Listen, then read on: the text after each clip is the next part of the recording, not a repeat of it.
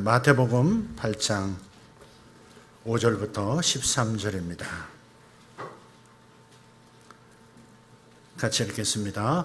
예수께서 가버나움에 들어가시니 한 백부장이 나와 간구하여 이르되 주여 내 하인이 중풍병으로 집에 누워 몹시 괴로워하나이다. 이르시되 내가 가서 고쳐주리라. 백부장이 대답하여 이르되 주여 내 집에 들어오심을 나는 감당하지 못하겠사오니 다만 말씀으로만 하옵소서. 그러면 내 하인이 낫겠사옵나이다. 나도 남의 수하에 있는 사람이요 내 아래에도 군사가 있으니 이더러 가라 하면 가고 저더러 오라 하면 오고 내 종더러 이것을 하라 하면 하나이다. 예수께서 들으시고 놀랍게 여겨 따르는 자들에게 이르시되 내가 진실로 너희에게 이르노니 이스라엘 중 아무에게서도 이만한 믿음을 보지 못하였노라. 또 너희에게 이르노니 동서로부터 많은 사람이 이르러 아브라함과 이삭과 야곱과 함께 천국에 앉으려니와 그 나라의 본 자손들은 바깥 어두운 데 쫓겨나 거기에서 울며 이를 갈게 되리라. 예수께서 백부장에게 이르시되 가라 내 믿은 대로 될지어다 하시니 그 즉시 하인이 나으니라. 아멘. 이 말씀을 생생하게 머리로 그리면서 읽는다면 너무나 놀라운 광경이 여러분 마음에 펼쳐질 겁니다.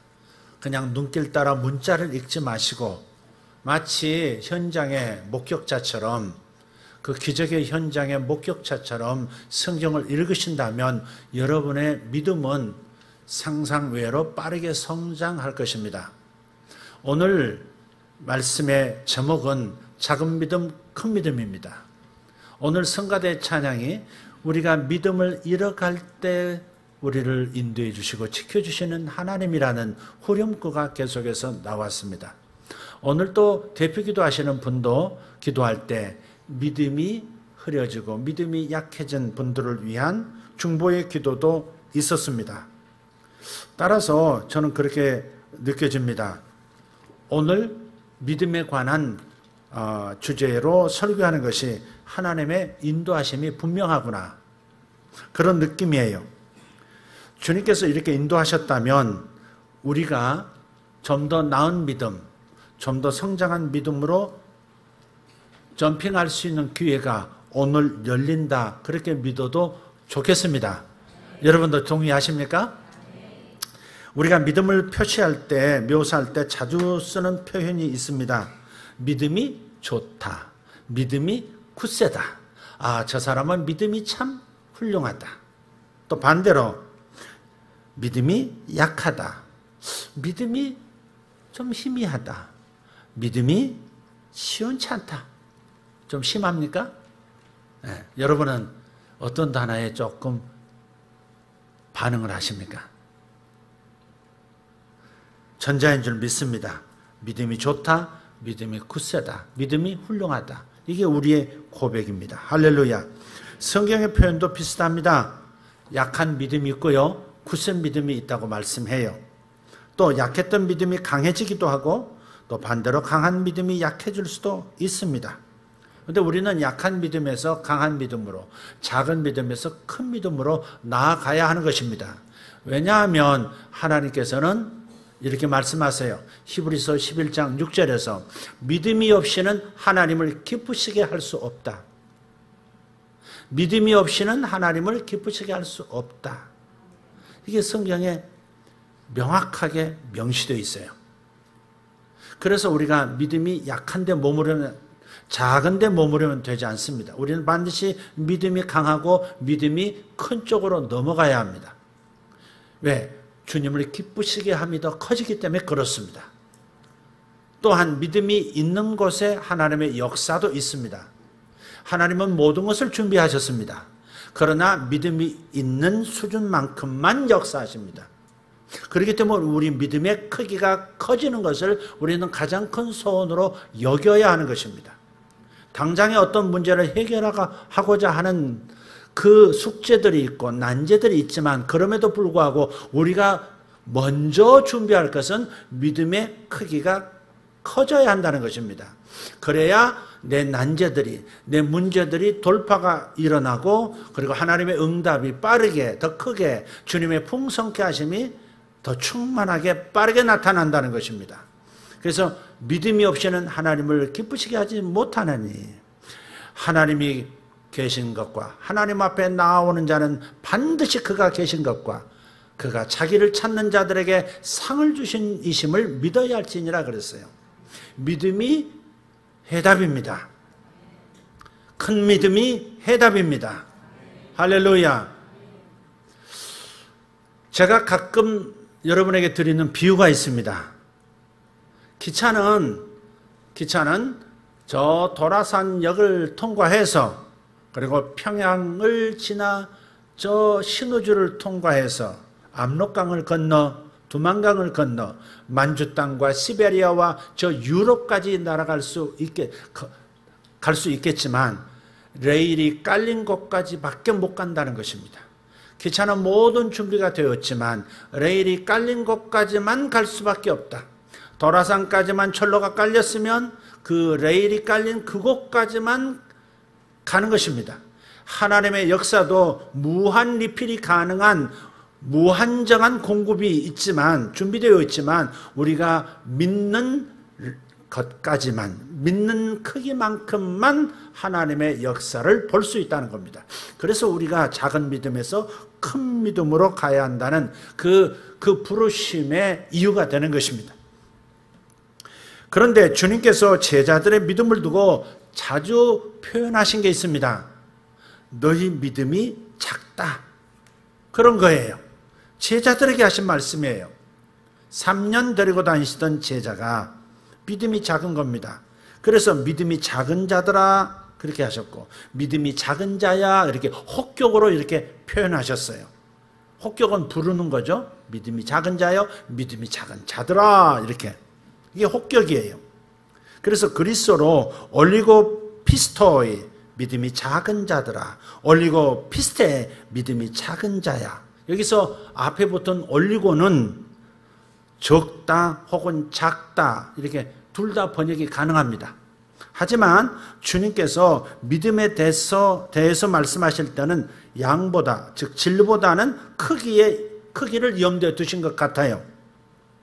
그래서 훌륭한 믿음을 만나셨을 때 많다 이렇게 표현하지 않고 크구나, 크다 이렇게 표현을 사용하셨어요. 그러니까 반대 표현도 마찬가지, 작다로 옮기는, 적다가 아니라 작다 이렇게 표현하는 것이 맞다. 믿음은 믿음이 작다 혹은 믿음이 크다, 이 표현이 더 어울려요.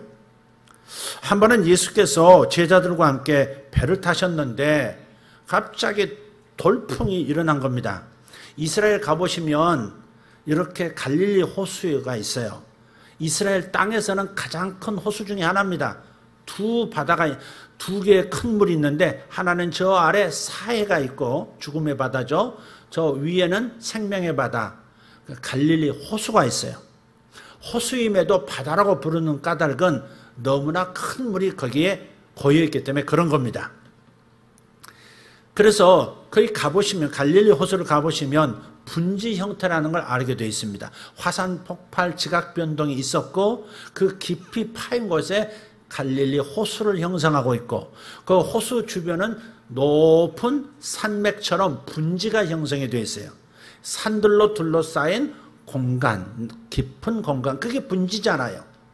그런데 둥그렇게 분지가 만들어져 있는데 저 한쪽을 보면 마치 계곡처럼 꺼진 듯이, 절벽처럼 푹 꺼진 곳이 나타나요. 전부 라운드를 만들고 있는데 어느 한 곳만 푹 꺼졌어요. 하늘이 맛보인단 말이에요. 바로 그곳을 통해서 바람이 불면, 바람이 분지이기 때문에 빨리 빠져나가지를 못하고 돌아버려요. 큰 바람이 불 때 그 계곡 사이로 들어와서, 분지 사이로 들어와서 휙 돈단 말이에요. 돌풍이 일어나요. 밤이고 낮이고 맑았던 기후가 어느 순간에 그냥 풍랑이 있는 바다가 되어버리는 거예요. 예수님께서 제자들과 함께 갈릴리에서 사역하실 때 여러 차례 이 돌풍을 경험합니다. 그 중에 한 가지예요. 그래서 갑자기 바람이 불고 큰 물결이 일어난 겁니다. 그런데 그 갈릴리 호수에서 잔뼈가 굵은 어부 출신 제자들도 감당 못할 돌풍인 거예요. 그런데 주님은 저 한구퉁이에서 곤히 주무시고 계시는 거예요. 사람이 피곤하면 그렇게 잘 수도 있다지만 제자들의 눈에는 지금 목숨이 경각에 달렸는데 주님이 천하태평으로 주무시고 계시니까 갑자기 순간적으로 스승이라는 사실도 놓치고 그냥 팍 하고 뭐가 일어났어요. 주여, 주님, 랍비여, 어찌하여 우리가 죽게 되었는데 주무시고 계십니까? 하면서 주님을 깨워요. 그게 이제 겁에 질린 제자들이 하는 말이 주님을 깨워서 왜 주무시고 계십니까? 하는 말은 우리 살려주세요 이런 말보다는 바다를 그리고 물결을 바람을 잠잠하게 해주실 것이다 하는 믿음에서 깨운 게 아니라 그냥 돛대라도 좀 한 손 거들어 달라, 중심이라도 좀 잡아달라, 지금 그 얘기하고 있는 겁니다. 믿음 없는 태도이죠. 그래서 주님께서 제자들에게 한 말씀 하셨어요. 왜 무서워하느냐? 믿음이 작은 자들아. 이 마태복음 8장의 이야기입니다. 오늘 본문이 있는 마태복음 8장 그 뒷부분에 있는 얘기예요. 왜 무서워하느냐? 믿음이 작은 자들아. 올리고 피스토이, 믿음이 작다. 믿음이 없다 하시지 않고 믿음이 작다 하십니다. 그렇게 작은 믿음이나마 있었기 때문에 주님을 깨울 생각이라도 한 게 아니었겠는가. 하지만 주님이 곁에 계시는데도 무서워했으니 이건 있지만 작은 믿음인 것이죠. 주님은 깨어나셔서 바람과 바다를 향해서 꾸짖으십니다. 꾸중하세요. 마치 인격체인 것처럼 조용히 해라, 나대지 마라, 이렇게 바람을 향해서 말씀하시는 거예요. 그런데 그 말씀을 선포하자마자 금방 바다가 잔잔해지고 온데간데 없이 그 거센 바람이 사라진 것입니다. 미풍에 제자들이 깜짝 놀란 겁니다. 주님을 의지하면 되는 줄은 알았지만 이 정도까지 권세 있는 분인 줄은 몰랐어요. 그래서 마태복음 8장 23절 이하에 보면 저가 뉘기에 바람도 바다도 순종하는고 그래요. 그러니까 그때까지는 주님께서 이런 분이신 줄은 몰랐던 거예요. 좋은 분이고 기적도 가끔 행하시는 분인 줄은 알았지만 바다도 순종하게 하고 바람도 순종하게 하는 이런 분인 줄은 몰랐다. 이런 권세자인 줄은 몰랐다는 겁니다. 그래서 이런 사건을 겪으면서 제자들의 작은 믿음도 조금씩 커갔을 겁니다. 자, 여기서 배울 게 뭐예요? 여기서 작은 믿음은 두려워하는 마음이 있는 믿음이 작은 믿음이에요. 상황을 보고 미래가 불안하고 현재 상태를 보면서 무서워하는 상태, 이건 작은 믿음의 상태예요. 우리는 이 작은 믿음에서 큰 믿음으로 넘어갈 수 있기를 예수 이름으로 축복합니다. 베드로는 간이 콩알만해진 때가 있었습니다. 두 번째 이야기가 되겠어요. 제자의 믿음이 작다 하신 두 번째 이야기. 한 번은 주님의 허락을 받고 무리를 걸었어요. 굉장한 기적이죠. 주님께서 밤중에 무리를 걸어서 제자들에게 오신 거예요. 물을 다스리실 수 있을 뿐 아니라 무리를 걷기도 하시는 그런 분으로 나타나신 거예요. 너무 놀라워서 베드로가 주님께 요청해요. 거친 바다 위에 파도가 오르락 내리락하는 그 위에 마치 융단 위에 서 계신 것처럼 서 있는 주님을 바라보면서 주여, 주님이시라면 나를 오라고 하소서. 주님이시면 나를 오라고. 어떤 사람들은 주님께서 허락도 떨어지지 않는데 자기가 임의대로 믿습니다 하면서 그냥 뭐 하다가 꼬꾸라져 버리는 경우가 참 많아요. 우리는 주님의 말씀에 근거해서 움직여야 합니다. 할렐루야. 주님의 약속에 의해서 움직일 때 주님이 보장하십니다. 주님의 보장이 없는데 움직이면 우리는 잘 될 수도 있지만 안 될 가능성이 매우 많습니다. 그래서 우리가 하나님의 말씀을 들어야 하는 겁니다. 하나님의 말씀이 내게 주어지는 것을 경험해야 합니다. 저 말씀이 내 말씀이야. 그것이 성령에 의해서 감동되어 내 마음에 바뀔 때 그때 행동하면 기적이 일어나는 것입니다. 할렐루야. 잔잔한 물이 아니라 큰 풍랑이 일던 바다에서 베드로는 오라 하시는 주님의 말씀을 의지해서, 그러니까 바다 위를 그는 걸었다기보다는, 물 위를 걸었다기보다는 말씀 위를 걸은 것입니다. 우리도 마찬가지 말씀 위를 걸어야 기적을 경험하게 되는 것입니다. 그래서 처음 몇 발자국을 잘 갔어요. 보트 바깥으로 걸어 나간다고 하는 것이 얼마나 큰 믿음이에요. 그러나 오라는 보장성 있는 약속이 있으니 말씀 위를 걸은 거예요. 근데 문제는 오라 하시는 주님의 보장성 있는 약속에 집중하지 않고 오르락 내리락 하는 물결 위에서 잠시 잠깐 눈을 파도에 돌렸고 그리고 캄캄함에 돌린 거예요. 그러니까 여기에서 믿음이 사라진 거예요. 그래서 몇 발짝 잘 가다가 바람 때문에 파도 때문에 겁먹고 빠지기 시작합니다. 몸이 쑥 가라앉는 거예요. 그래서 베드로가 즉각 주여 나를 구원하소서, 주님 살려주세요 외쳤어요. 예수님께서 신속히 다가오셔서 손을 잡아 다시 끌어올리시고 배까지 오르시면서 하시는 말씀이 있어요. 믿음이 작은 자여 왜 의심하였느냐. 믿음이 작은 자야 왜 의심했느냐. 의심도 작은 믿음의 조건입니다.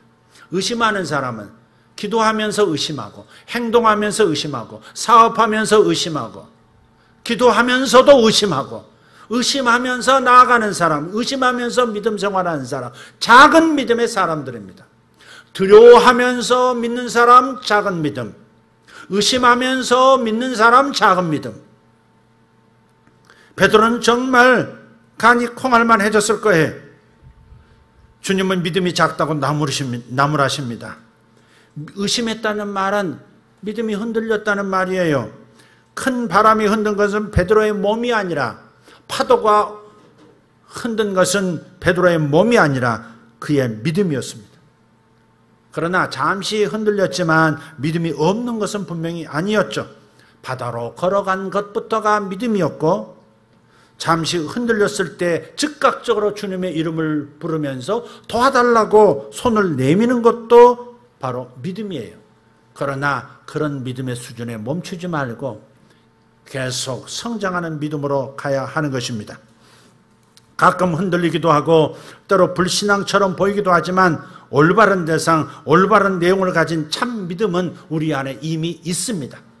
우리가 씨앗처럼 작아서 그렇지 그게 커지면 거대한 나무처럼 변할 거예요.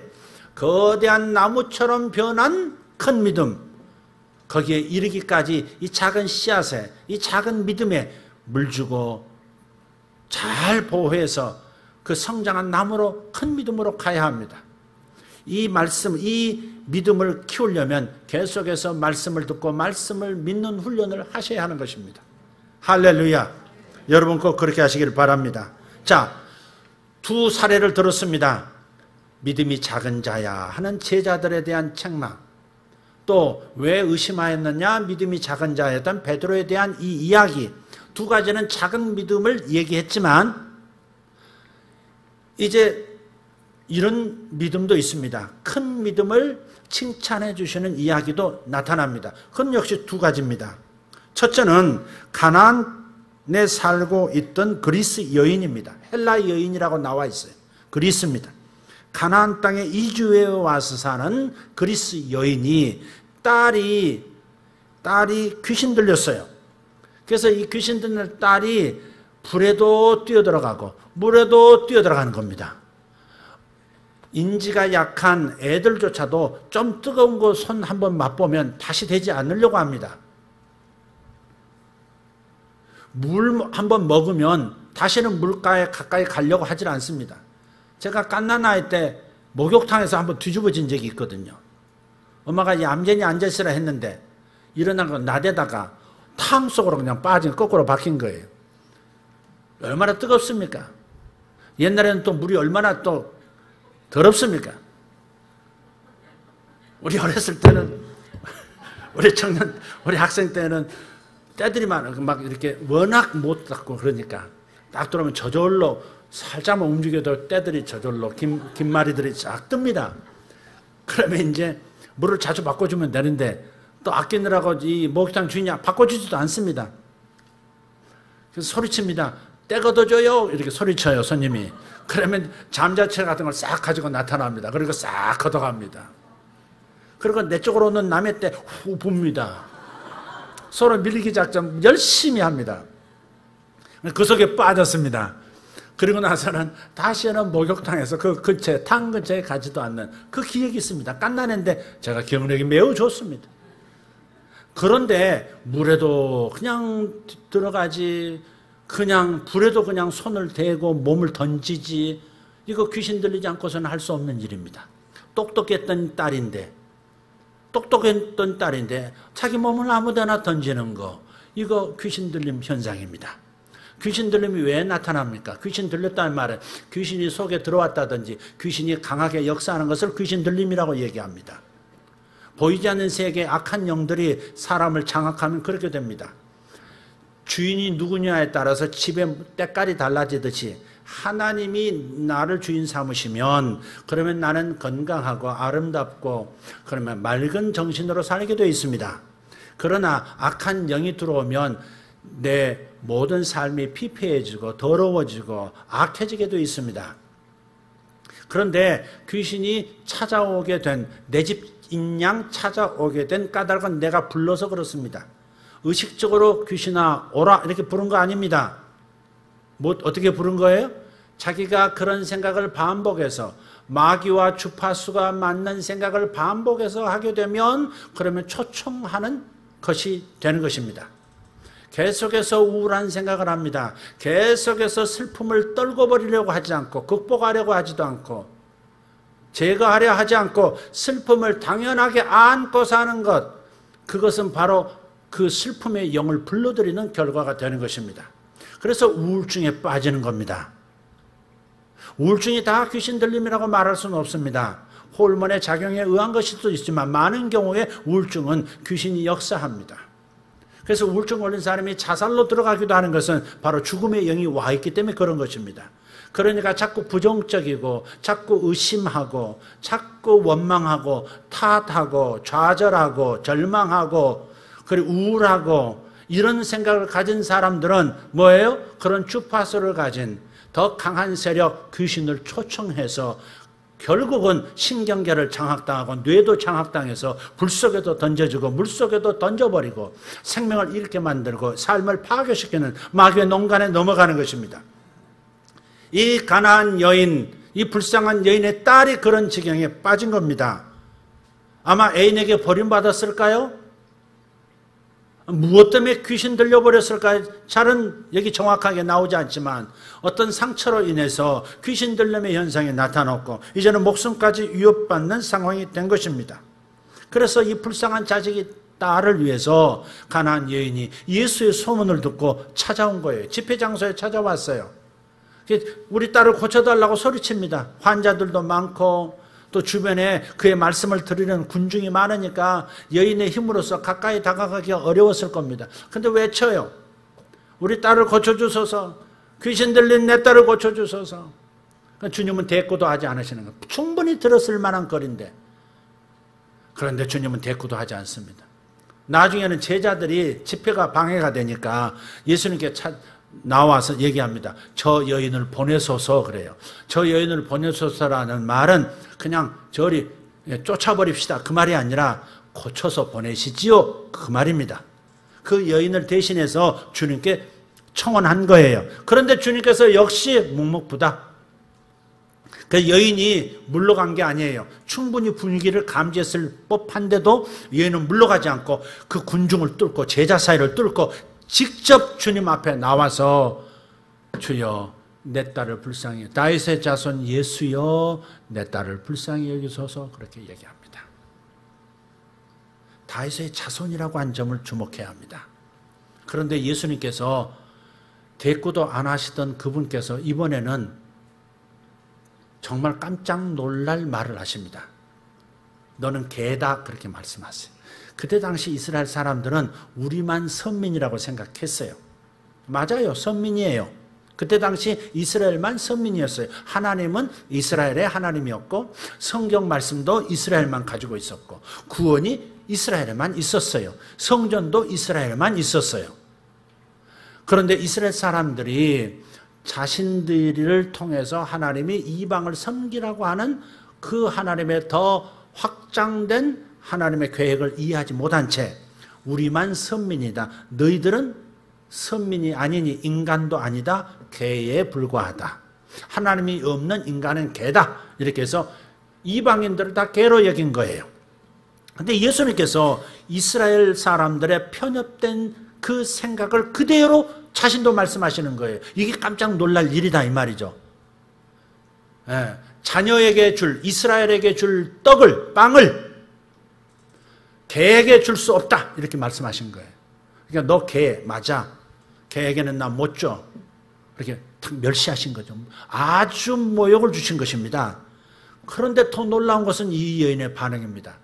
개라고까지 대놓고 거절하시는 주님의 그 말씀에도 물러서지 않고 맞습니다.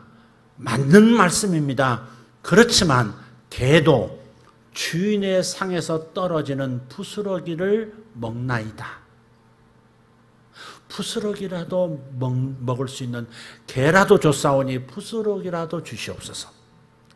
개라고 하셔도 좋고 우리에게 줄 수 없으시다는 말씀도 인정하지만 그러나 떨어지는 부스러기만으로도 내 딸은 나을 수 있습니다.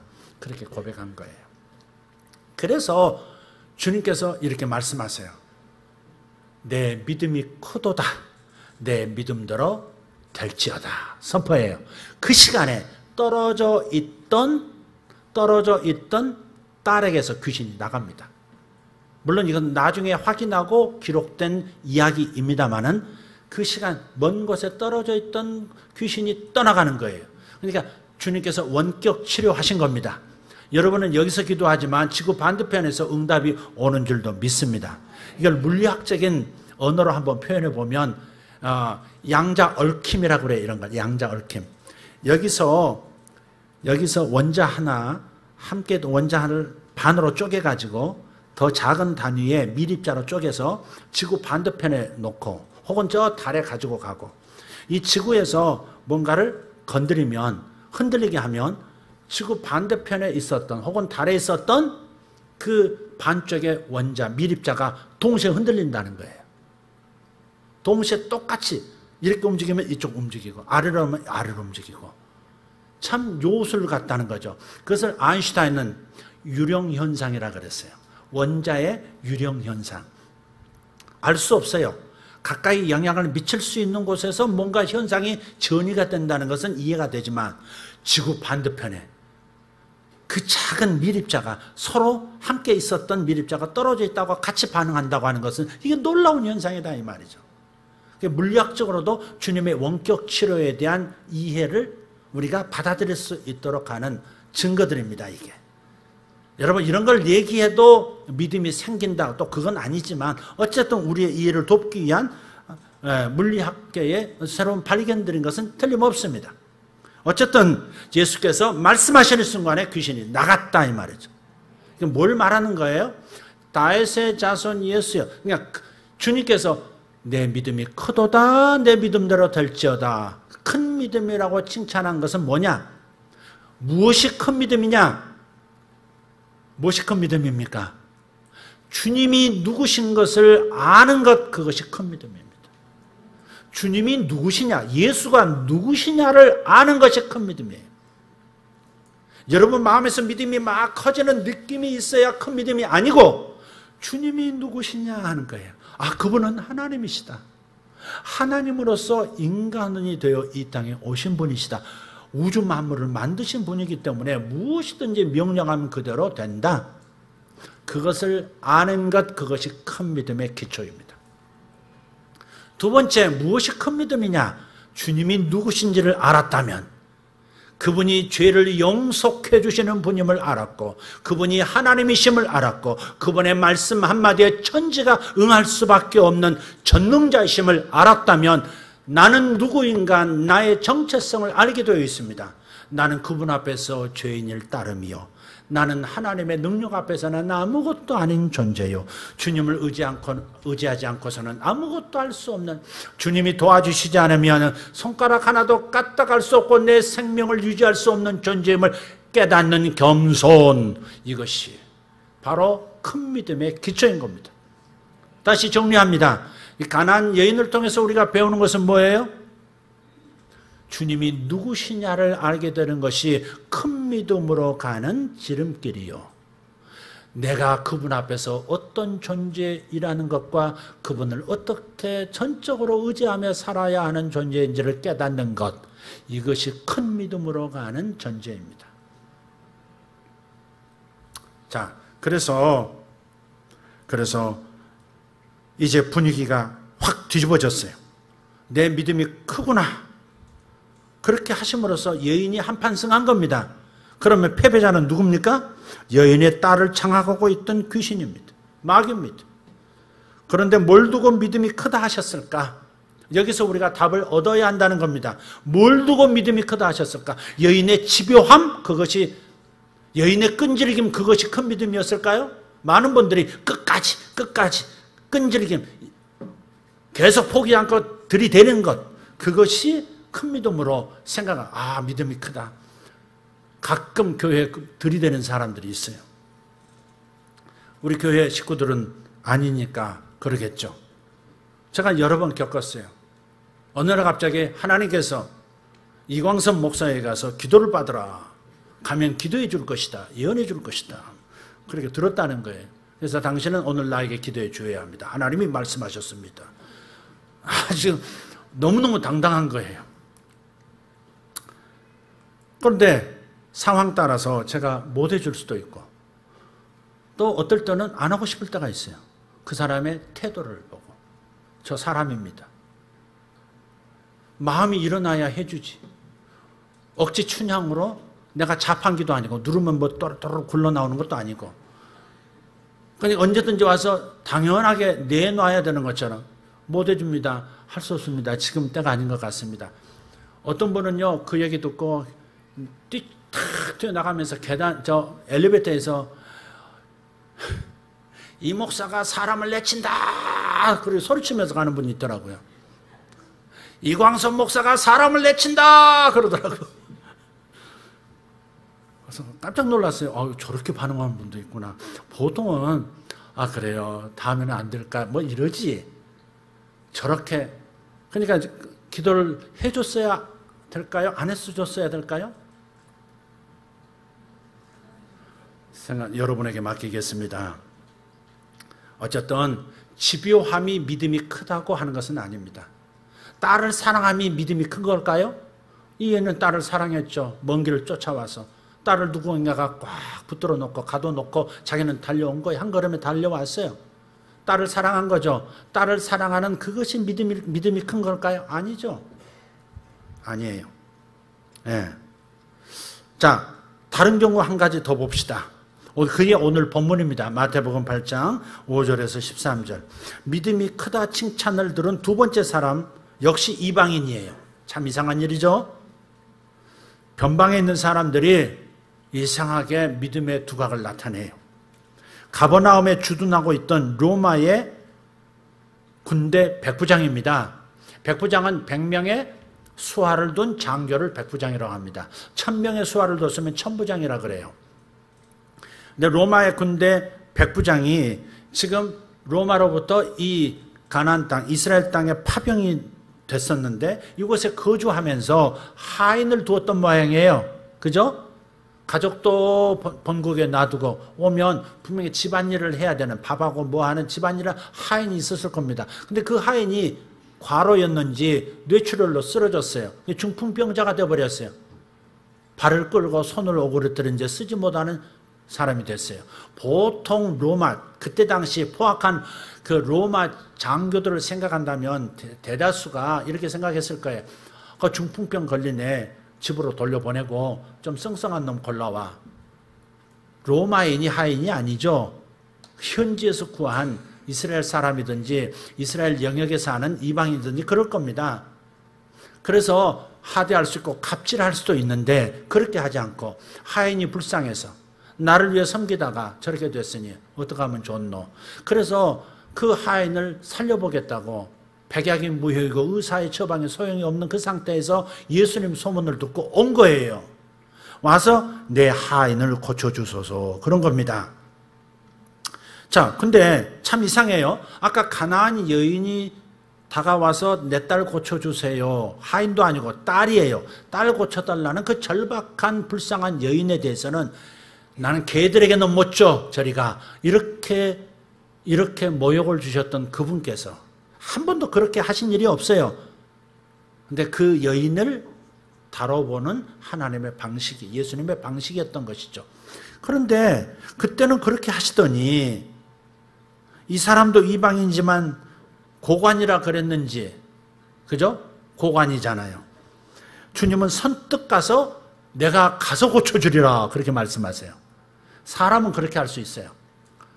있어 보이는 사람, 권세 있는 사람, 내가 직접 가겠습니다. 뭘 여기까지 오십니까? 이렇게 할 수 있지만 주님은 그럴 분이 아니시란 말이에요. 그런데 주님께서 뭐라 그랬어요? 가서 고쳐주마. 이게 놀라운 거예요. 이중인격일까? 참 놀라운 점입니다. 그런데 이 사람은 그러실 필요가 없고 그냥 말씀만 하시면 됩니다. 이렇게 말씀하고 오실 필요가 없습니다. 아니, 유대인이 이방인 집에 오면 더군다나 지금 식민지로 삼고 있는 로마인이 얼마나 미움받습니까? 선생님이 여기 오시면 선생님 앞날에 여러 가지 누가 됩니다. 오지 마세요. 오지 마세요. 그리고 덧붙입니다. 왜 오지 말라는지 한 가지를 덧붙여요. 그게 뭐예요? 내가 장교로서 상관도 있고 부하도 있는데 상관이 나더러 이렇게 해 하면 하고 하지 마 하면 안 하고, 내가 부하더러 적진으로 달려들어 하면 달려들고 멈춰 하면 멈추는 것이 이게 군대인데, 나도 하라 하면 하고 말라 하면 안 하는 사람인데 하물며 우주를 지으시고 우주를 통치하시는 한 인간 되신 하나님이시라면, 메시아시라면 그러면 말씀만 해도 되는 거 아니겠습니까? 하는 거죠. 사람도 하라면 하는데 전능하신 분이 명령하시면 만물이 순종하지 않겠습니까? 중풍병자 건강한 사람으로 바뀌지 않겠습니까? 그래서 주님께서 이스라엘 중에서도 이렇게 큰 믿음은 본 적이 없다고 칭찬하세요. 자, 여기서 배울 게 뭐예요? 큰 믿음은 뭡니까? 큰 믿음이 뭐가 큰 믿음이에요? 예? 예. 주님을 아는 것이, 주님이 누구신지를 정확히 제대로 아는 것이 큰 믿음이에요. 거기서 믿음이 나오는 거예요. 우리가 믿음을 생산해내는 게 아니에요. 믿습니다. 생산해내는 마음 상태를 내가 막 푸시해서 이렇게 크게 만드는 것이 믿음이 아니고, 감정 상태가 믿음이 아니고, 그분이 누구시라는 것을 명백히 알게 될 때 나는 저절로 믿음이 커지는 것이다. 내가 상대하는 분이 누군지, 내가 지금 청탁하는 그분이 누군지, 내가 어느 분 앞에 와서 지금 그분과 대화를 나누고 그분이 손가락 하나 대면 무슨 일이 벌어질지를 아는 사람, 그 사람이 큰 믿음을 가질 가능성이 있는 사람인 거예요. 나에게 집중하지 말고 그분을 집중하는 것입니다. 독사에게 물렸던, 불뱀에게 물렸던 광야의 이스라엘 백성이 사는 길은 자신의 몸을 바라보는 것이 아니었고, 자신의 상태를 바라보는 것이 아니었고, 장대에 달린 구리뱀, 십자가에 달리신 예수를 상징하죠. 장대에서 뱀이 이미 죽었다. 뱀이 죽었다. 지난주에 우리 청년들과 사역자들이 가서 평창에서 우리 아이들이 내려가서 쉴 수 있도록, 놀 수 있도록 저 계곡으로 내려가는 저 냇가로 내려가는 길도 세면으로 다 골라가지고 계단 만들고 다 쳐놓고 준비 잘 해놨습니다. 하루 종일 만들었습니다. 그런데 거기서 돌 걸어내고 계단 만들 때 뱀이 한 마리 나왔습니다. 독사입니다. 거기에 돌 사이에 이렇게 삼각형에 겁먹지는 마십시오. 겁먹으면 믿음이 작은 자가 됩니다. 네. 삼각형 독사에 그걸 또 필리핀 형제들이 잡아가지고 머리만 집중 공격해서 머리 없는 뱀 만들어서 자 선으로 던졌어요. 내가 갑자기 왜 뱀 얘기를 했나? 그래서 뱀이 이미 죽었다. 나를 물던 뱀과 뱀독이 사라졌다는 것을 바라보는 거죠. 예수님을 바라보면 우리는 영생을 얻는 겁니다. 예수님을 바라보면 그리고 믿으면 우리는 구원을 받습니다. 예수님을 바라보기만 하고 믿기만 하면 우리의 죄는 영원히 용서됩니다. 할렐루야. 내가 깨끗해지도록 노력하는 것이 아니라 예수께서 하신 일을 받아들이면 그것이 바로 구원이고, 그 방식을 통해서 내가 변화되고, 예수님이 얼마나 나를 사랑하셔서 나를 위해서 얼마나 좋은 것들을 예배하셨는지 그것을 바라보고 받아들이면 내 삶 가운데 축복이 나타나는 겁니다. 내가 무언가를 잘해야 주님이 주시는 것이라는 생각은 어떤 의미에서는 신성모독이 될 수도 있습니다. 주님이 하신 일 다 이루었다는 깃발 아래 사는 사람들이 크리스찬입니다. 주님이 다 해놓으셨다, 그 깃발 아래서 모여 살아가고 있는, 그저 받아 누리는 존재들이 그리스도인들입니다. 할렐루야. 거저 받았다, 거저 받는다 이 말을 들으면 기분 나빠하는 사람이 있습니다. 구원이 그렇게 쉬우냐? 축복받는 게 그렇게 쉬우냐? 기분 나빠하는 사람이 있습니다. 그건 내가 뭔가를 해야 하나님도 주신다고 하는 이러한 자기에게 힘을 주는 이런 태도, 인간 만세를 외치는 태도를 하나님 가장 싫어하세요. 내가 노력하고 뭐가 하나님께 섬기고 봉사하는 것도 있습니다. 그러나 하나님이 다 하셨다, 하나님이 하신 것을 나는 그걸 받기 위해서 그냥 그 방향으로 간 것뿐이다, 이렇게 고백하는 것이 아름다운 고백이고 주님을 기쁘시게 하는 것인 줄 믿습니다. 자, 여기서 보시면 이 백부장도 메시아를 기다리고 있었던 사람이라는 거죠. 그래서 주님이 바로 메시아, 하나님이신 구주이시라는 사실을 알았기 때문에 감히 우리 집에 들어오시면 안 됩니다. 모실 수 없습니다. 말씀 한마디만 하시면 내 종이 낫습니다. 역시 떨어져 있던 하인에게서 병이 떠나가고 정상으로 돌아오는 역사가 즉시 일어났습니다. 바람과 바다도 순종한다고 제자들이 뒤늦게 깨달은 그 주님을 백부장은 진작에 알고 있었던 겁니다. 그들이 바라고 고대했던 메시아를 백부장도 기다리고 있었던 거예요. 자, 그래서 주님을 아는 순간 자신이 누구인지도 깨달아서 들어오지 말라고 하는 거예요. 다시 반복합니다. 큰 믿음으로 가는 길은 뭐예요? 첫째, 주님이 누구신가를 정확하게 아는 것. 두 번째, 큰 믿음으로 가는 두 번째 뭐예요? 그분 앞에서 내가 누구인가를 정확히 아는 것.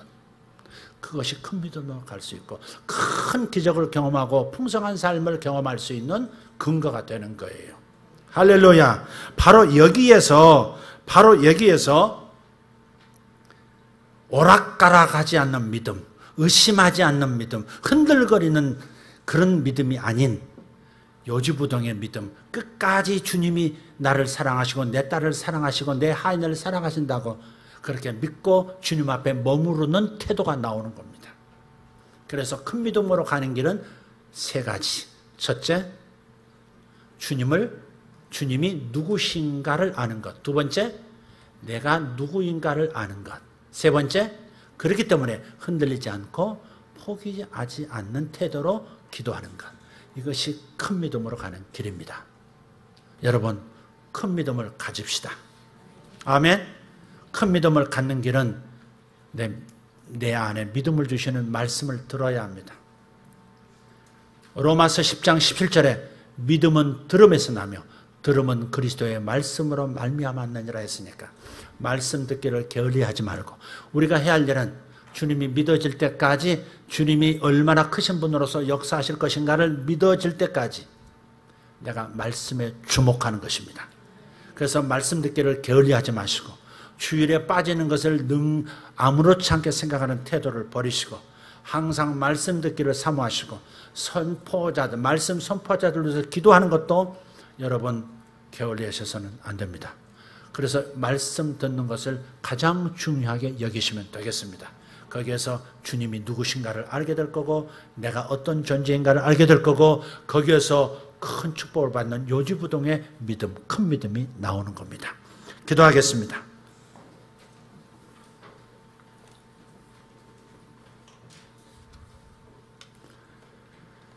우리는 다 믿는 사람들입니다. 그런데 저희가 다 믿음이 약합니다. 주님을 구주로 믿는다는 사실 하나는 부인할 수 없지만, 그래서 믿음이 아예 없는 것은 아니지만, 그런데 우리 믿음이 너무 작습니다. 그래서 늘 아쉽습니다. 주님, 그래서 사도들이 했던 기도, 누가복음 17장 5절의 기도를 하게 됩니다. 주여 우리에게 믿음을 더하소서.